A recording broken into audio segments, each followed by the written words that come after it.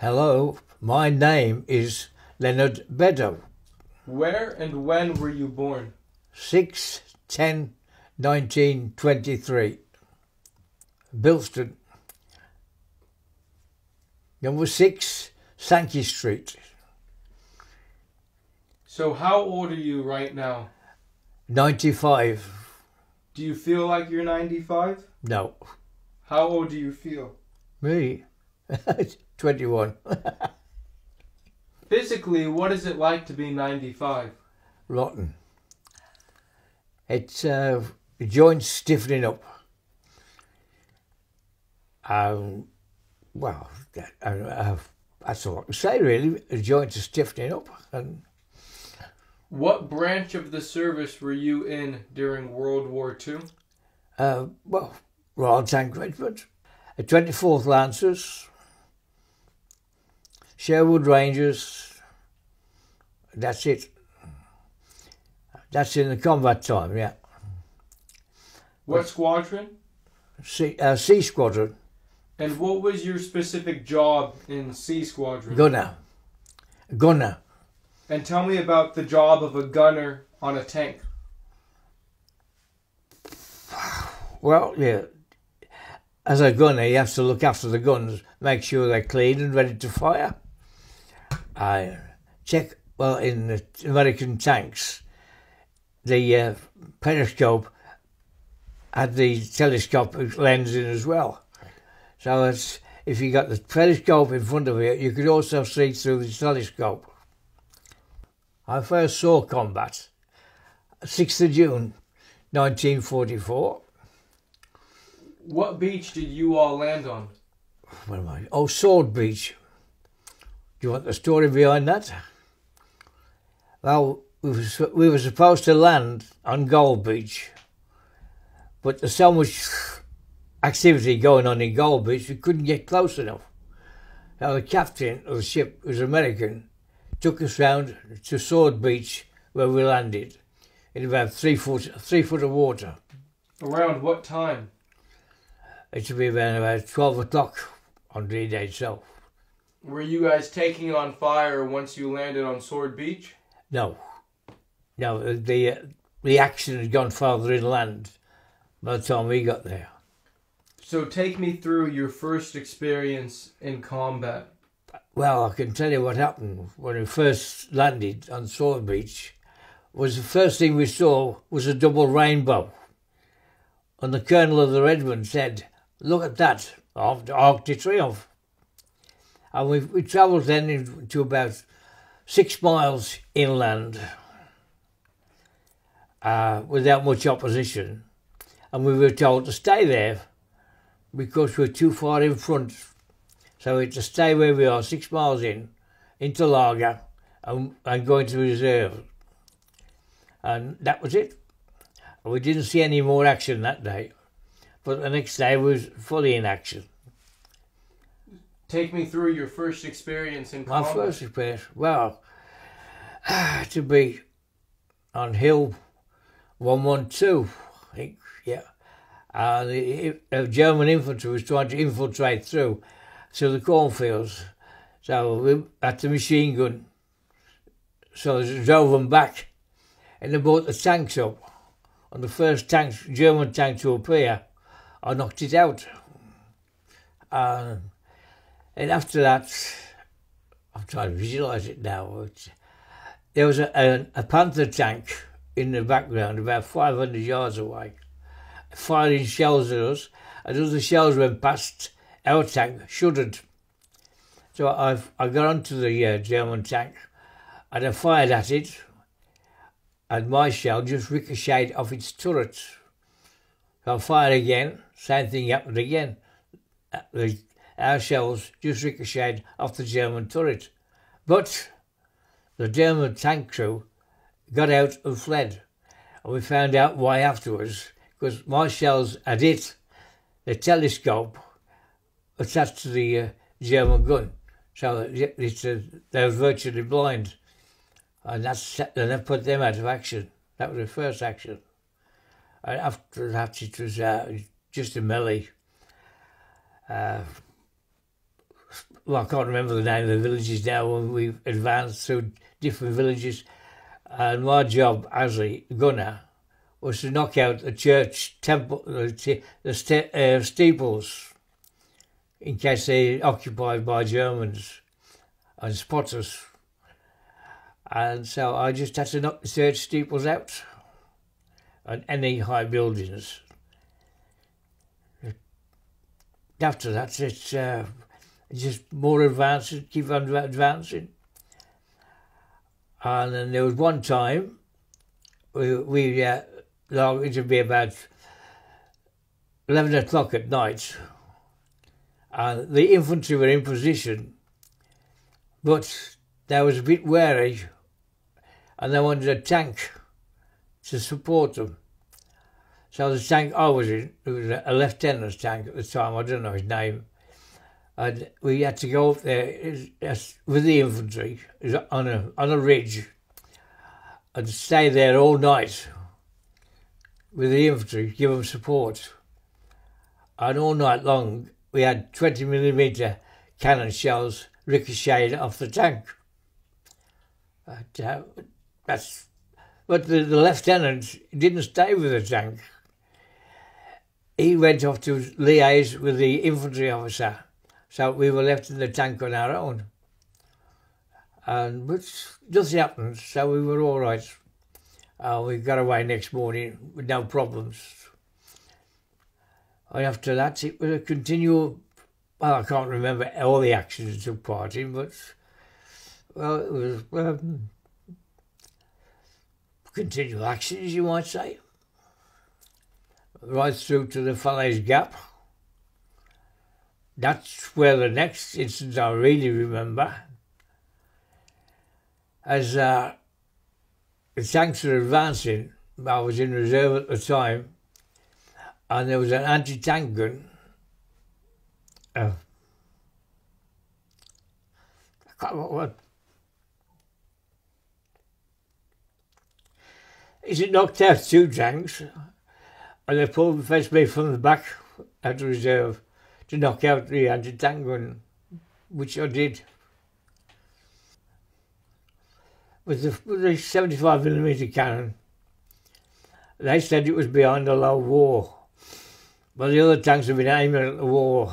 I lobbed an HE shell over the top of the wall, and it knocked the tank out, knocked the anti-tank gun out. And after that, what was after that? That's right, the tank I was in took the lead. And that's when my mind got blank. Because the next thing I remember from that was being in Brussels, in the back of a 3-ton lorry with the rest of the spare crews. I don't know how I got there, or what happened between then and being in Brussels. I got no recollection. But after that, it was then from after Brussels, when we went on to, I remember the next lot, is the Market Garden effort. That quick rush up through Belgium, Holland, to Nijmegen, to get the Nijmegen Bridge. Well, we passed through, the Guards Armoured led the way. Sherwood Rangers was right behind him. I was in the leading tank.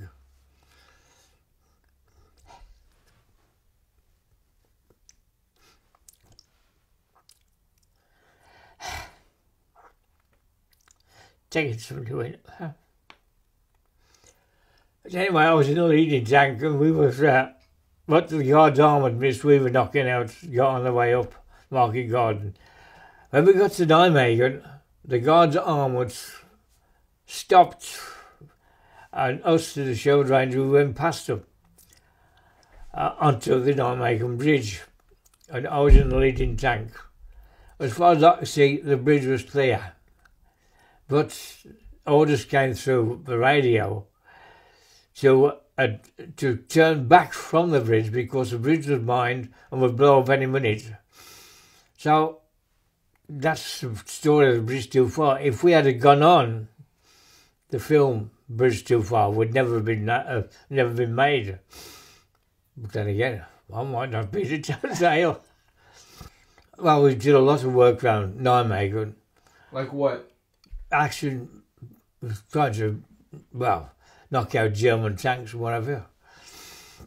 I'm just trying to put it into perspective now. It was in Nijmegen quite a while, actually, going out little forays with the 82nd Airborne, American Airborne. That's right. That's right. When we left, we came off the Nijmegen Bridge, and we went to help the 82nd Airborne round. What was the name of the place now? Any one of the villages round about, and we saw the American Airborne.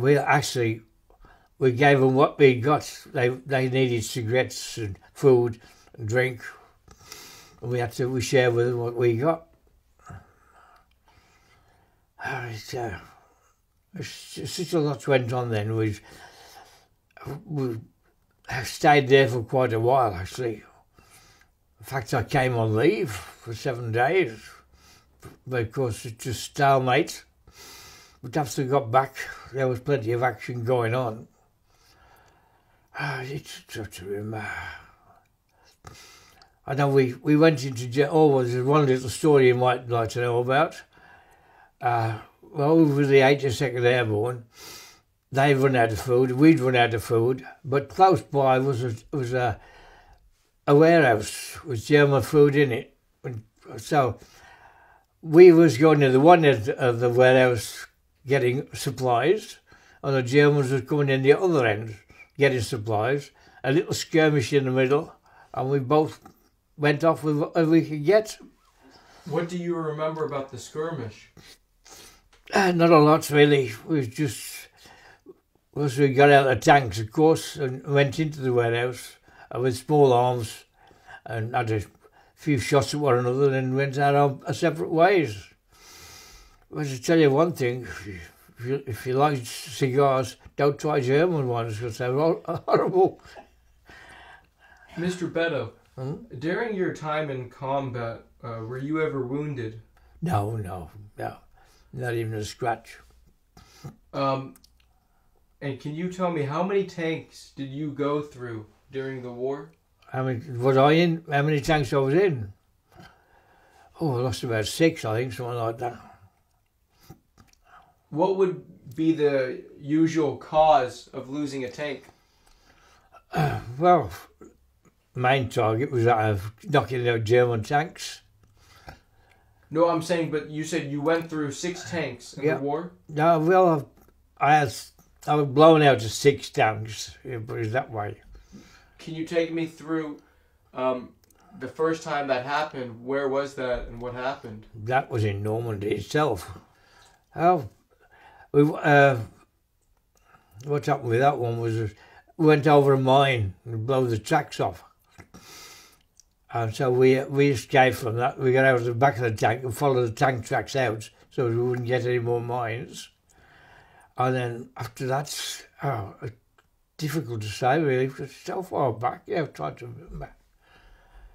All the tanks that you went through, were they all lost from? Oh yeah. I'm saying, were they all lost because of the tracks getting messed up, or did any of your tanks take a direct hit? Take direct hits, mostly in the engine department. So that was why we all managed to get out. But so did everyone survive in all of your tanks? But the last one, what I remember mainly, that's the one that's most vivid in my mind, is the last tank I was blown out of. That would be, it was in Germany itself. I can't remember the name of the place. Round about by Cleves, somewhere, that area. I just started off with, yeah. It was going into an attack, like the whole squadron was going into attack. Again, I was leading tank. Just in front of us was a hunting tank, what was reconnaissance. And we went down this main road and suddenly the honey tank was hit and burst into flames. Only the tank commander got out. I knew that I could see what had happened. There was an SP, that's a self-propelled gun, had knocked out the honey tank. And I was trying to get focused onto it, but the tank commander, a young lieutenant, he'd backed our tank behind another building, so he blocked off my view and I couldn't see anything. All I could see was a house on the other side of the road, which I shoved a shell into, and nothing happened on that. Now, it was stalemate for a while, and then a squadron commander said they'd try another way round, so they left out. So instead of being leading tank, we were the last tank. And as we followed the rest of the squadron, we were hit in the engine compartment. Now, here's the funny part. I knew we'd been hit with a clang. I waited a few minutes, nothing happened, so I started to get out of the tank. And I was passing the tank commander, and he said, "Where are you going?" And I pointed to the back of the tank, which was just a mass of flames. Smoking. Now, he didn't know what was happening. So he said, "Oh, bail out." So we all got out of that tank. And we followed a road, what we were hoping led to safety. But there was a jeep coming past, and they said, "Jump on, we'll give you a lift." Oh, we did jump on, but only for about 5 minutes, because then the German mortars found us and was mortaring all the way around. So we had to get off the jeep and fall flat on the ground. And when the mortars fell, we had to explode all the way around us. And then as they stopped, I shouted to everybody, "Get up and start running." We started running, and then I heard the shells coming over again, and I said, "Get down." So we all got down, and this went on till we got out of range of the mortars. And that's the most vivid one I remember. But the others are a vague memory. Well, that's about it, I think. But, and after that, I was around Cleves and that area, then up to the Rhine itself. I don't know how many people knew about this, but along the banks of the Rhine, we had canisters of oil set on fire, so the smoke was covering up any actions we were doing. And then we went to a place, found our way to a place called Gok. Now, here's the part. I don't know anything else after that until I got to Antwerp. Well, I was sent for a rest, as far as I knew. But from the Rhine, I don't know. I don't know anything else. That's as far as I got. This time I spent in Antwerp till the end of the war. And then from there I went to the first RTR after that, after the war. That was in Berlin. And in Berlin, I had some of the nastiest jobs you could wish to have. As a gunner, protecting, as reporters, when they went round the Russian sector, in a jeep or something like that. And I was supposed to be the bodyguard with an empty Sten gun.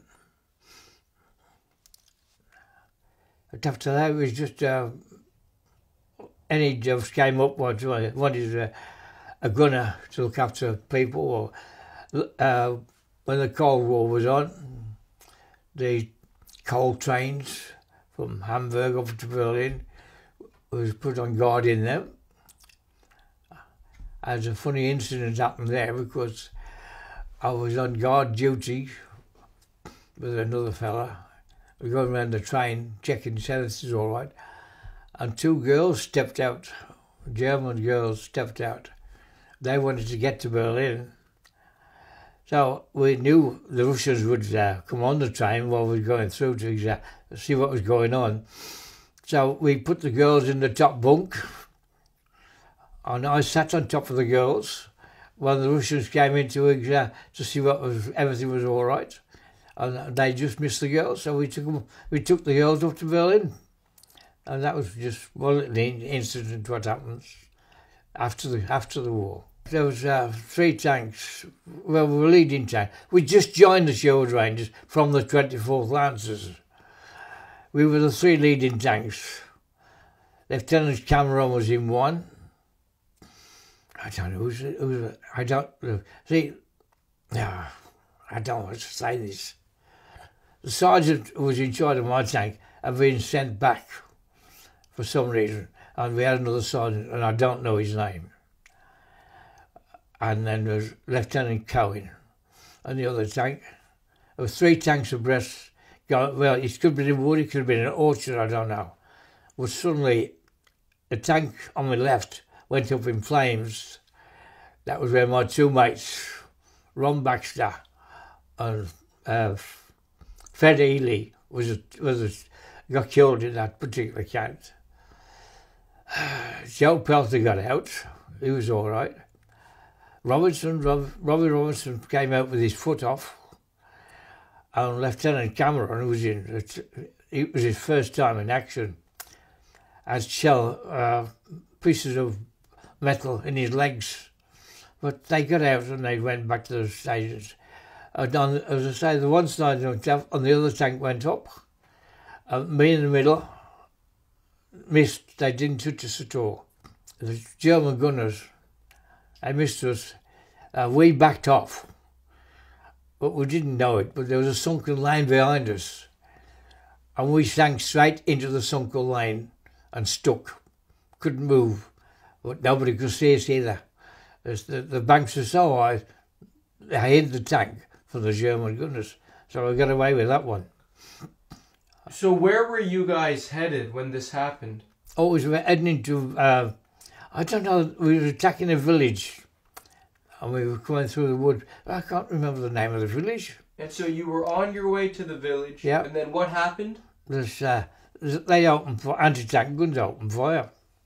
And the 2 tanks either side of me was knocked out, and we dropped into the sunken road, so they missed us. What happened to the men in the 2nd tank that was knocked out? I don't know. I was too busy helping with the other tank, where my mates had been killed, and Robbie Robinson has got his foot off. And Lieutenant Cameron, who was in the tank, his legs were wounded and could hardly walk. So he had to help him to a first aid station. We did. Our tank crew. Did you get out of the tank? Get out of the tank. Well, there was nothing we could do. So was this after the sunken road? Into the sunken road. I'm saying after you went into the sunken road, you guys got out of the tank to help them? Help them out, yeah. But what happened to the men in the other tank? It got hit, went up with flames and smoke. Well, I don't know what happened to them. I was able to knock out about half a dozen German tanks.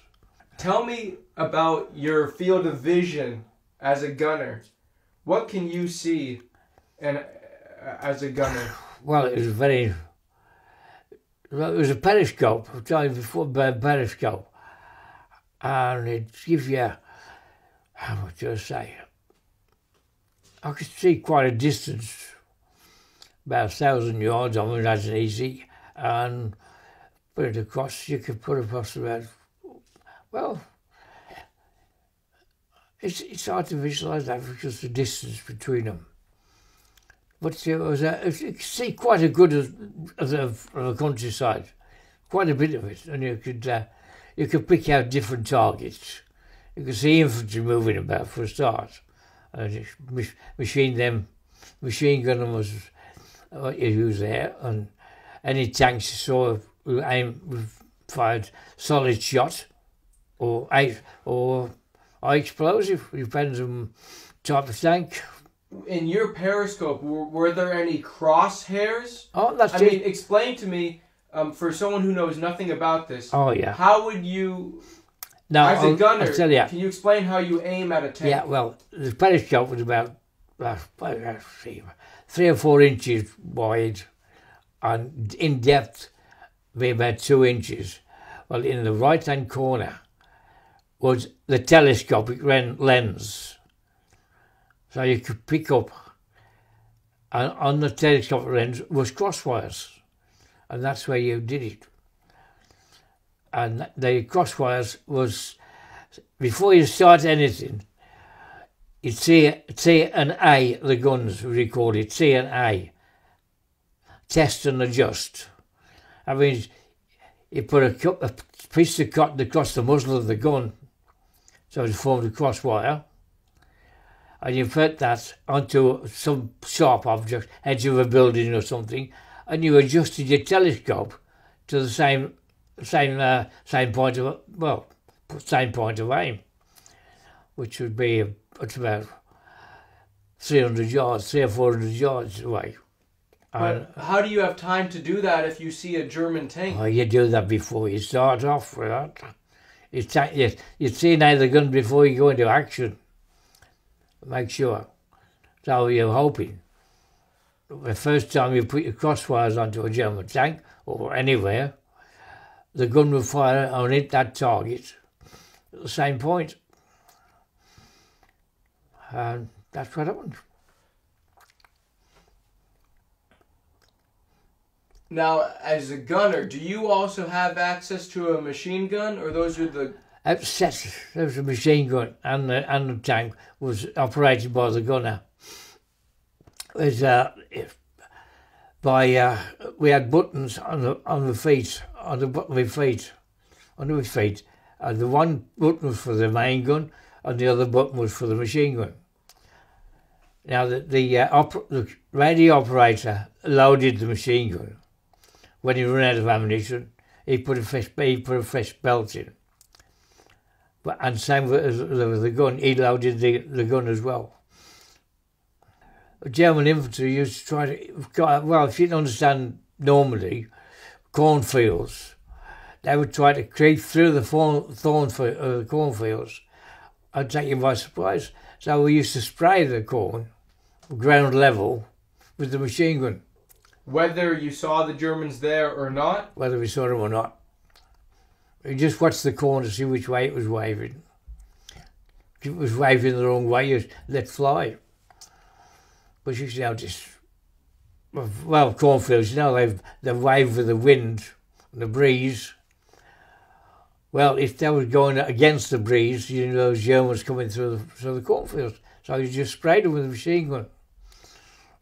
How close would you say German infantry were able to get to your tank? Very close at times, especially at night. They used to infiltrate into the lager where we were, and if the tank turret was open, they'd lob a grenade inside the turret. Did you ever see that happen to other tanks? No, I only heard about it. Because we had guards out, but sometimes the Germans could infiltrate through. Now, the Germans had the Panzerfaust, which was an infantry weapon. Oh, yeah. Did you guys have any experiences against that? Well, it was like the Pia. It's a Panzerfaust, I know that. Yeah. No, I've never come across it.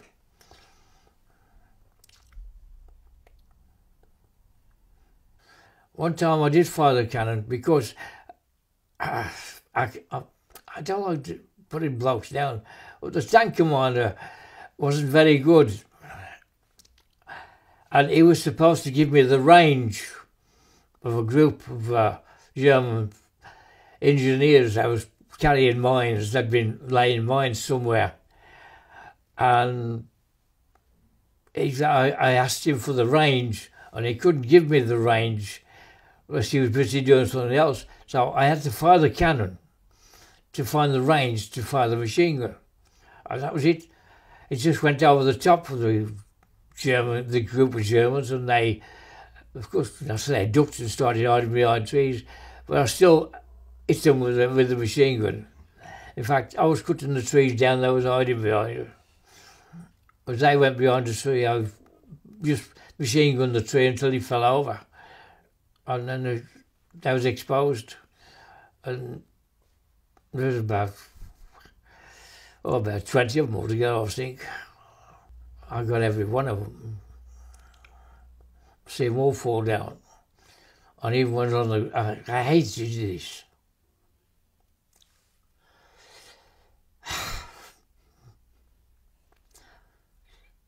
I had a machine gun them while I was lying on the ground. But that's a job I had to do. I had to do it. But I hate thinking about it now. When I think about it, I mean, our blokes coming back to this country in coffins. We thought about their wives and their kids. But I'd just done exactly what they've been through, and it was Germans.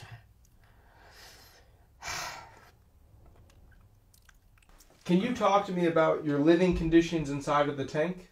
Oh yeah. Oh, yeah. That's something. Well, we used to have little Tommy cookers inside the tank itself. And we used to have a tank of some water in there. We'd boil up and make a cup of tea inside the tank itself. Thing is, I can never remember having anything to eat. But what we used to have, when we had anything to eat, it was probably around midnight. And we were replenishing the tank with ammunition and petrol. And the cooks would come up and bring a Dixie of stew or something. Then we'd have a hot meal. But everything else we lived on mainly biscuits and things like that. How would you guys go to the bathroom in a combat situation? When you fire the shell, you get an empty case. And that's what you use. For number 1 and number 2? Yeah, two as well. It's because in the side of the tank there's always a porthole, and you can open that and sling the canister out. But that's the only way you could do it. Because I mean, in Normandy, once we started in action, we was in the tank. So I think we was in 5 days and 5 nights ready without getting out of the tank. I mean, that's what we could do. I mean, even at night, we stayed in the tank. It wasn't advancing or anything, but we stayed in the tank because you never know when the Germans were going to infiltrate through. 5 days we were like that at first.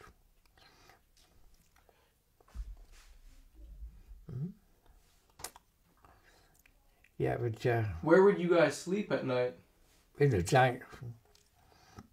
Talk to me about, I mean, are you able to move your seat back at all? Or is it an upright? Oh, no, straight seat. Well, what I used to do was I was on the seat and I just rest my head against the periscope. That's all. I don't sleep like that. I don't. We used to be always one awake in the tank. We used to take it in turns, having a snooze, and then somebody else would have a snooze. Were there any specific times that you really thought to yourself you weren't going to make it? No. Now, this is the funny part about it. I was never afraid, put it that way. No time at all. Never afraid. So I used to sing to myself. I was always singing when we were in action. Always singing to myself. What would you sing? Well, you wouldn't know it anyway. What's that supposed to mean? It was, what was it now? I'm just trying to think it back now. It's, I can't think of the song now. Do you know the song? It's Bing Crosby. Favourite at the time. Was it Sing a Song of Sing a Song of Sunbeams. That was it, yeah. That was the one. Can you sing a little? What, now? I doubt it. Go. Oh, no. Here we go. Sing a song of sunbeams, let the notes fall where they may. Sing a song of sunbeams. I can't sing anymore now. That was it. I used to know it all the way through. The reason I was put in different tanks, I was a good gunner, and I could see things when, and even the tank commander couldn't see them. What do you mean? Well, he was supposed to have his head out the top, or looking around his periscope to find targets, but I found targets before he did. The German tanks, they'd got different types. There was the Mark IV. It was a small tank, really. There was the Panther, which was a bigger one, which our shells wouldn't penetrate.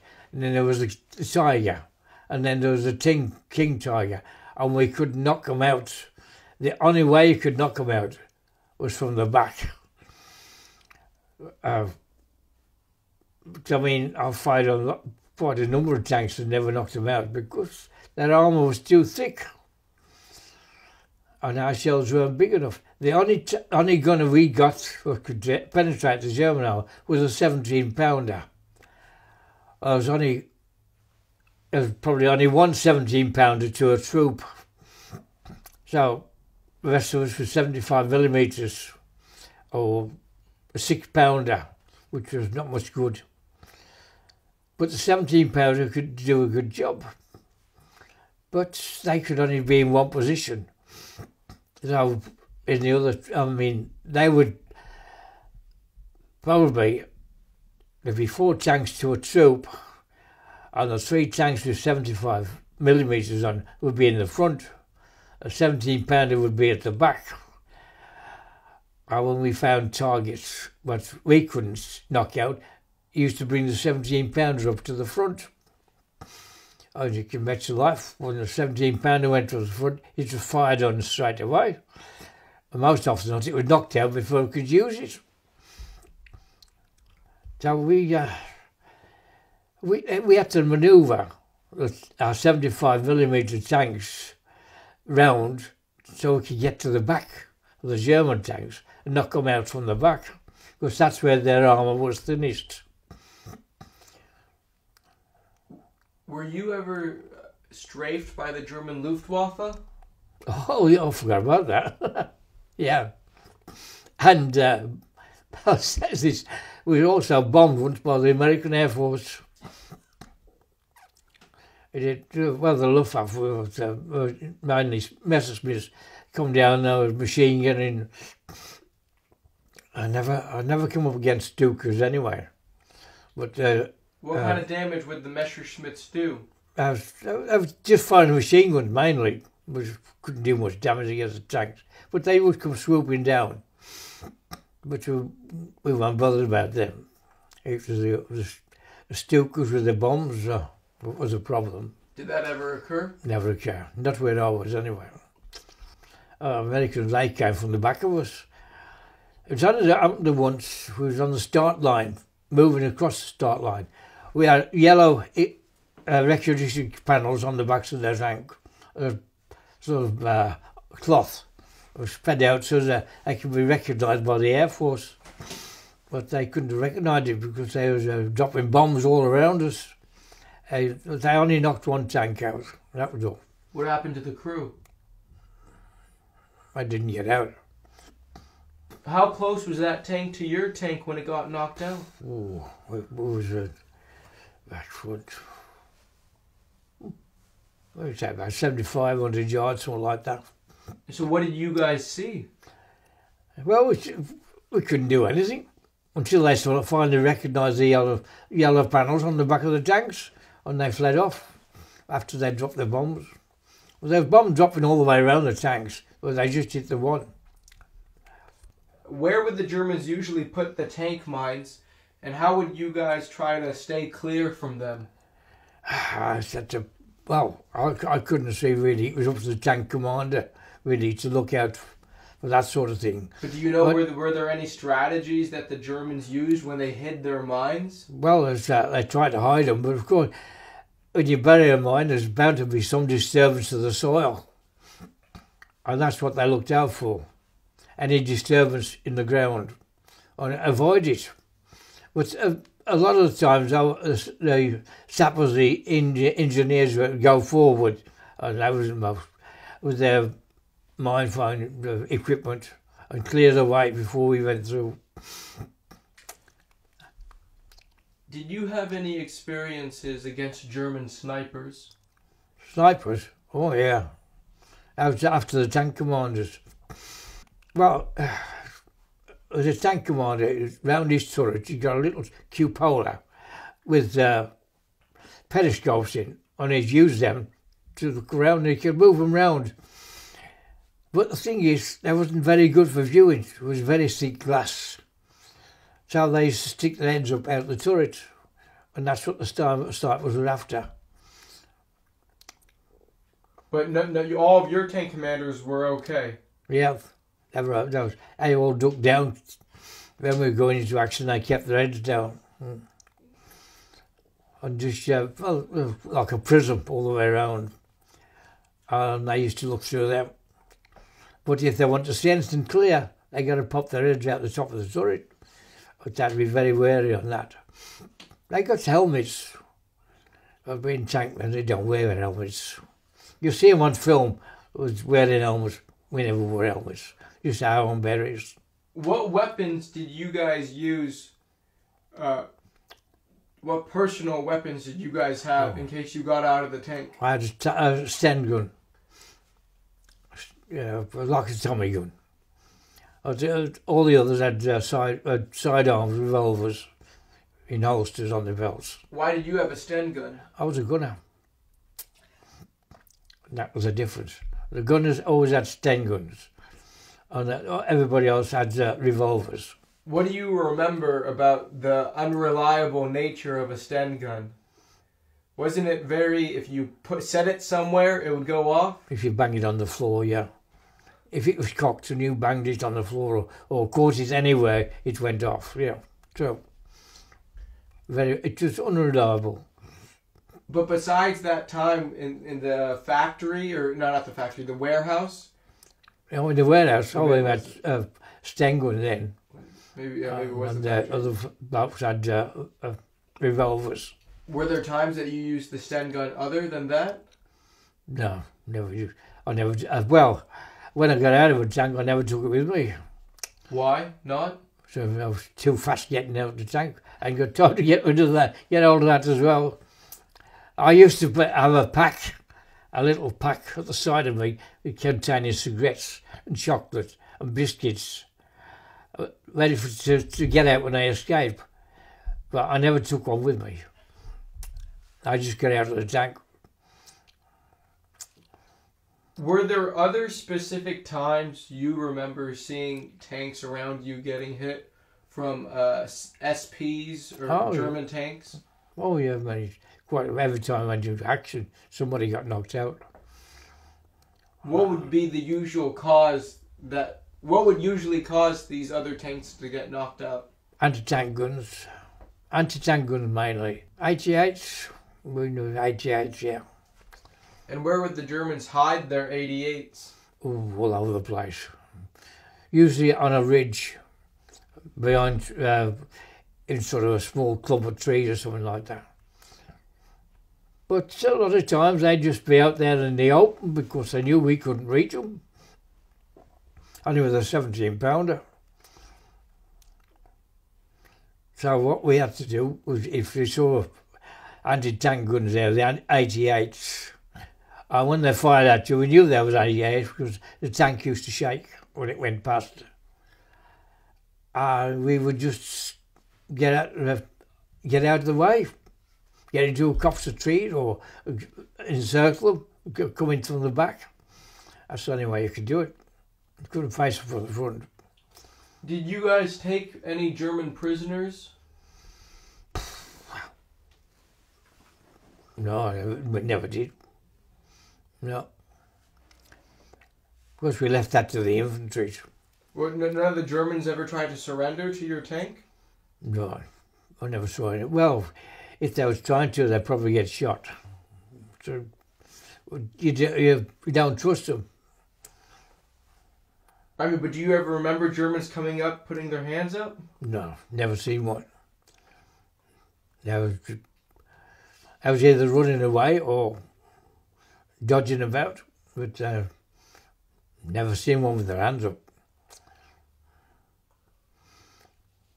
What's it like when you're moving in a tank in a combat action, not knowing if there's a anti-tank gun getting a bead on you?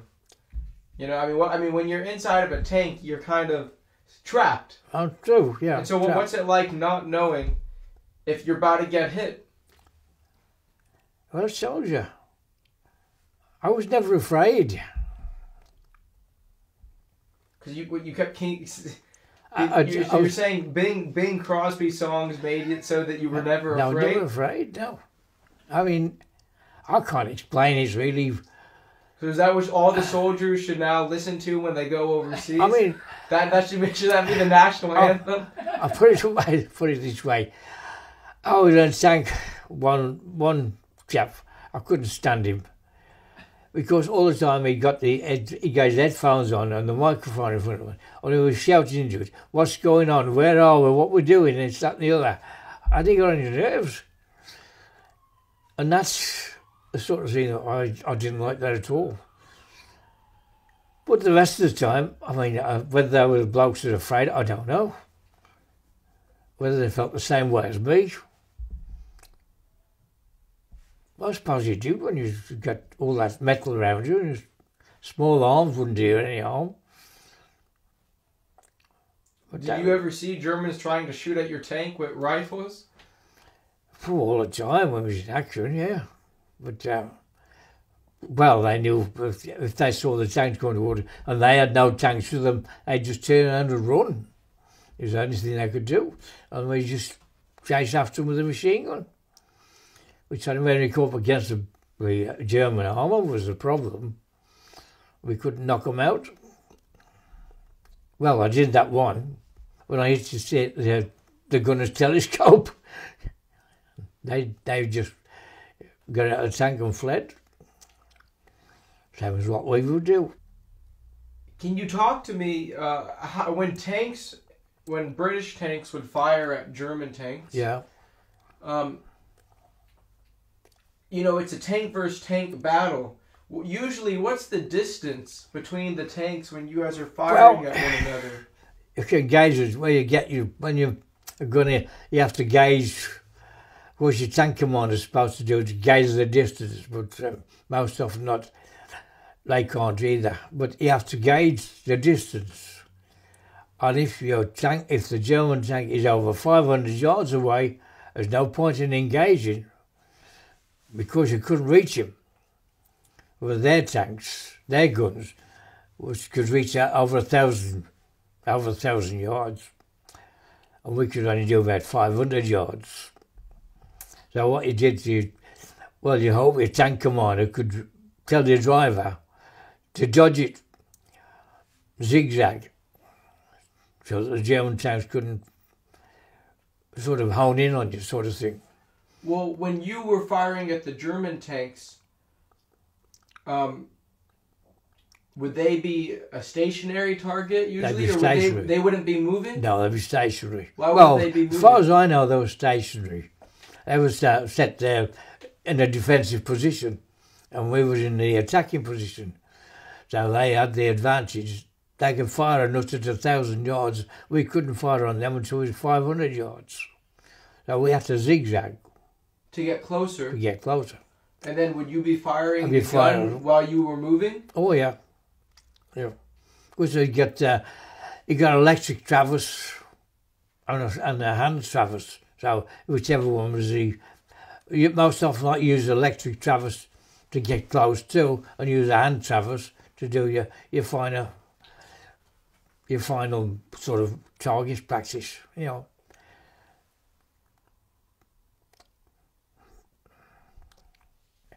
I'll say where an item was on the turret, and inside the German turret, if you could hit it with a solid shot, the inside of the turret would flake off. And that's what we had to rely on. To tell if it'd been hit. Yeah.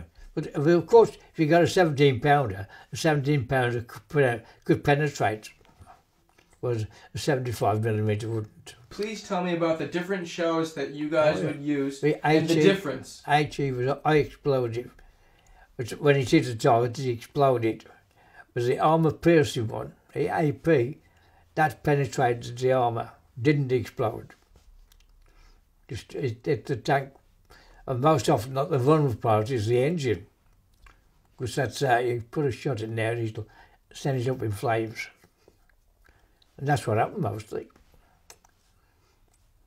What's the noise like when your tank fires a shell? Noisy, loud. I mean, did you have earplugs or? That we got earphones for internal. The tank commander he got control of his crew. We had earphones on, headphones and that. But he was through the radio. He was in touch with the rest of the squadron, and with his he got two buttons on his microphone. The one was for internal and one was for wireless. It's quite a big wireless set we had in there. Intercom and for, I forget the ranges now, about 5 or 6 miles or something like that. At that particular time, of course, it's farther now. So the squadron leader was in touch with his tank commanders, and his tank commander was in touch with their crew through the intercom. But most often than not, I did wear my earphones. What's the smell like inside the tank? Oh well, when you fire the gun, it's horrible. There's the fumes off the cordite, But I said there's a porthole at the side of the tank. You just open it up and let the fumes go out. What's the smell like of all those fumes? Well, I don't really. Wasn't anything nice to smell. It was I could have put it very sharp, acrid sort of smell. Made you cough. That's what I remember. Made you cough. That's it. But it soon cleared. When you opened the porthole, it soon cleared. Hold this up to the camera, sir, and tell me. Okay, sir. What is this a picture of? That's a picture of it's Coffin Corner, and it says vehicles must not stop here because it was not under fire from the German artillery. Yeah. And we stopped there because the bloke with the camera asked us to. I disappeared in the local paper. Are you in this photo? Yeah, the front. Where? Here. One in the front. First tank I knocked out. It was crossing a field in front of us, and we were in a wood. As he went across, I fired at it, and it knocked it in the engine with the armour piercing. It didn't stop, so I put an HE into the same hole as I put the armour piercing, and then that blew it up. What do you remember seeing?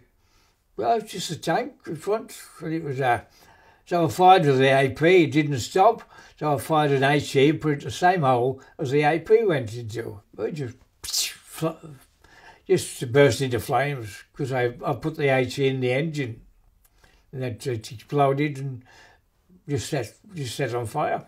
How far away was the tank from your tank? It'd be about 200 yards, something like that.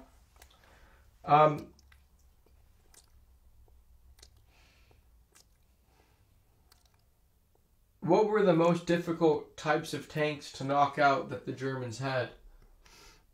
King Tiger,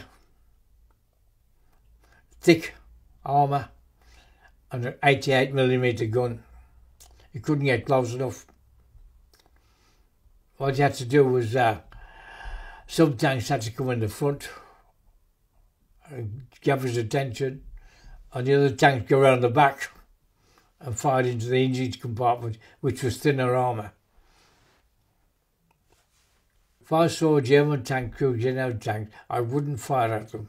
A knocked out tank. And if the tank was knocked out, that was it. But the German crews, if that was still all right, let them go. But the Germans didn't do that for us. When they knocked out an English tank or Allied tank and the crews were getting out, the Germans would fire on them. Did you hear about this or did you see this happen? So it happened. One of my mates in one of the little skirmishes we had, his tank was knocked out. He was the gunner. He scrambled out to the top of the tank, and as he got out the turret, he was fired on. A German machine gun almost cut him in two. And that was that, oh, I know the name of that. Tilly? That place where Westland was his orchestra from. Yeah, that town. I can't remember the name. What's the name of the town you've come from? Utrecht. Is it Utrecht? Something like that. And that's where it happened anyway. What was his name? Is that Holland? I couldn't tell his name. So he was in a different tank from me. He was I can't think of his name now. Well, what was that like when you guys saw that happen? Well, he just see where the fire was coming from and fired at it. Do you know what happened to that German machine gun? No. We was too occupied with other tanks, the German tanks around us. We didn't bother with the soldier machine gun. But I mean, by the time we got round to him, they'd gone. They used to fire a short burst and move. Well, they just caught him at the wrong time, just he was getting out of the tank. But you guys were in the same area when that happened.